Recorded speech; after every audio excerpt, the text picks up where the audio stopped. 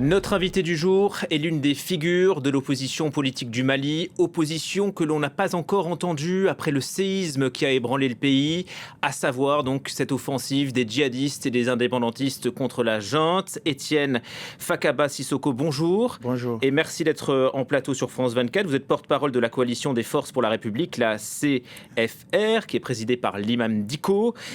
Comment l'opposition se positionne-t-elle après les événements au Mali? Est-ce qu'elle soutient cette offensive ou est-ce qu'elle reste en retrait, en quelque sorte spectatrice?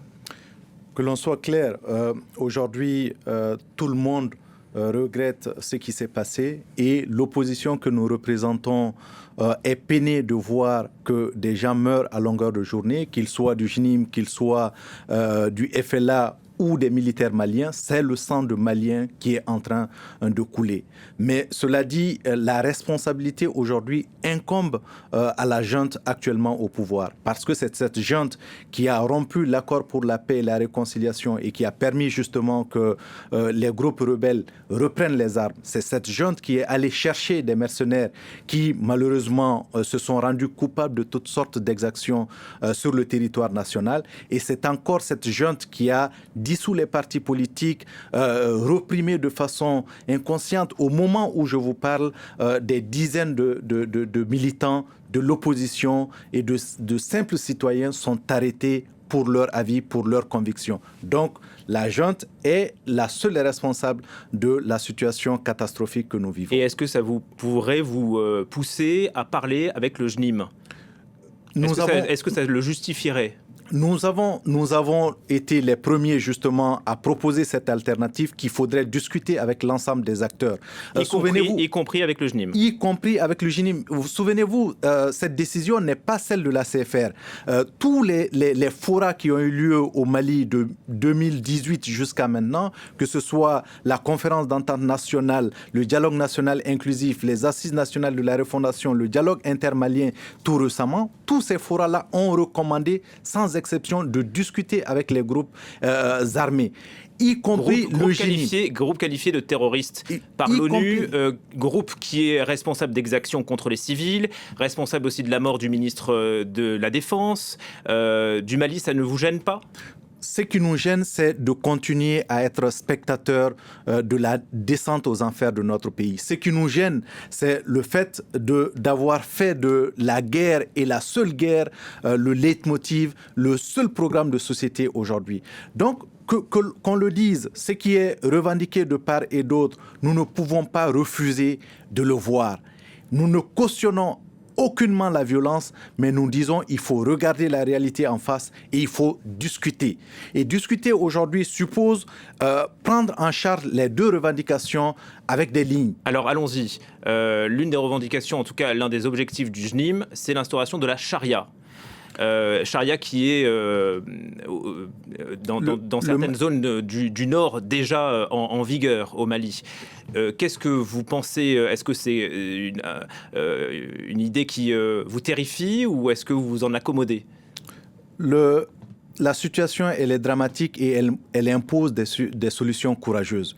Et l'une des solutions courageuses, ce n'est pas de botter en touche toutes les propositions qui sont faites.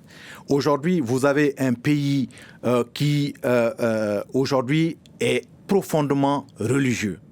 Vous avez un pays où l'État a quitté un gros pan du territoire national, où c'est les cadis qui rendent la justice, où c'est des normes religieuses qui sont appliquées, notamment au nord, à Kidal, à Gao, à Tombouctou, où c'est justement une organisation bâtie autour justement des modèles religieux qui est mise en avant. Pourquoi avoir peur de cela?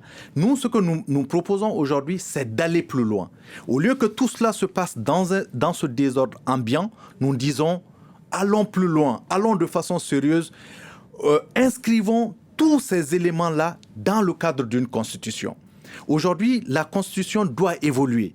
Elle doit évoluer pour prendre en charge du côté du FLA toutes les questions liées à l'organisation territoriale qui permettrait de donner plus d'autonomie, plus de pouvoir, plus de... Mais pas d'indépendance ? Mais pas d'indépendance, plus d'autonomie, mais pas d'indépendance. Tout cela, c'est d'ailleurs l'une des lignes rouges que nous fixons.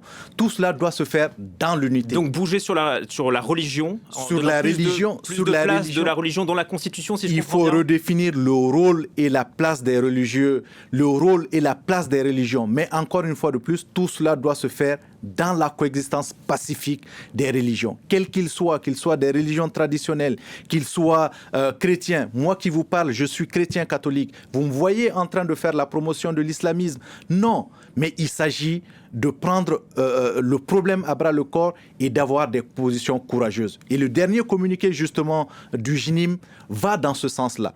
Quand je les entends dire notre pays, le Mali, nous, population, ça me rassure d'autant plus qu'ils considèrent également que l'unité du pays, l'intégrité du territoire doit être sauvegardée. J'entends vos lignes rouges, mais concrètement, comment est-ce que vous faites? Est-ce qu'il y a aujourd'hui des entretiens avec le JNIM? Concrètement, est-ce qu'elles ont déjà commencé et jusqu'où est-ce qu'elles peuvent aller? Est-ce que vous parlez d'alliance, par exemple?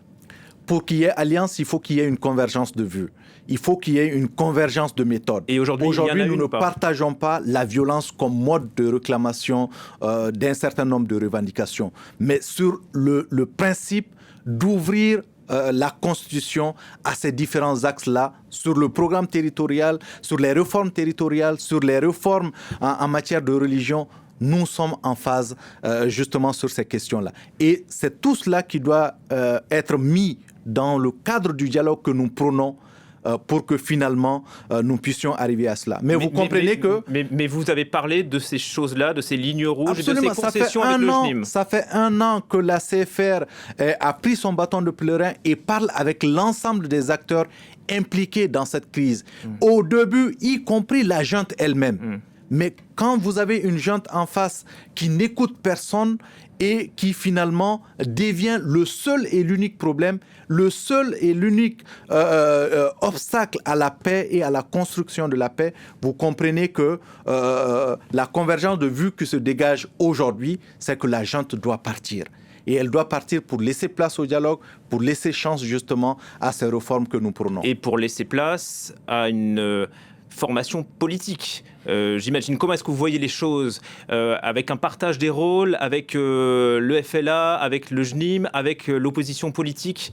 Le départ de la junte doit ouvrir une voie. Et cette nouvelle voie ne laisse pas de place au FLA, au JNIM ou aux politiques, mais laisse place à l'inclusivité.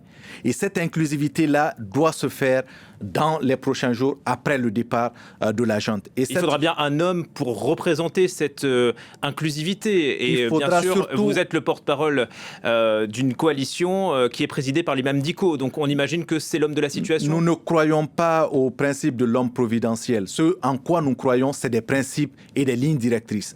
Nous allons définir ensemble les principes qui définissent justement la nouvelle phase que nous allons amorcer. Et c'est sur la base des critères et des principes établis que l'homme qui pourra être en mesure de discuter avec tout le monde sera dégagé. Ce sont les politiques. Donc ce n'est pas aujourd'hui l'imam Dicko? Pour l'instant, nous disons que ça peut être tout le monde. Du moment que cette personne incarne justement les valeurs que nous prônons, incarne cette stabilité que nous recherchons et incarne surtout cette capacité-là à pouvoir discuter avec tout le monde. Aujourd'hui, l'imam Dicko a un potentiel qui est indéniable. Il est respecté à la fois par les politiques qui sommes allés le chercher pour le mettre au devant. Il est respecté par les leaders religieux à l'interne et respecté par les groupes avec lesquels nous sommes en discussion. Est-ce que ça veut dire qu'il consulte aujourd'hui l'imam Dicko? Est-ce qu'il est prêt, lui, à revenir au Mali puisqu'il est actuellement en exil? Il n'a pas cherché à partir du Mali. Il a été contraint à l'exil, comme moi d'ailleurs, et comme beaucoup d'autres Maliens qui ont été contraints à l'exil. Et aujourd'hui, nous sommes justement à la disposition de notre pays pour ramener cette stabilité-là. Étienne Fakaba Sissoko, porte-parole de la Coalition des Forces pour la République, la CFR. Merci beaucoup d'avoir accepté notre invitation. Merci pour c'est la fin de votre rendez-vous Afrique. Tout de suite, d'autres infos, on revient à 16h.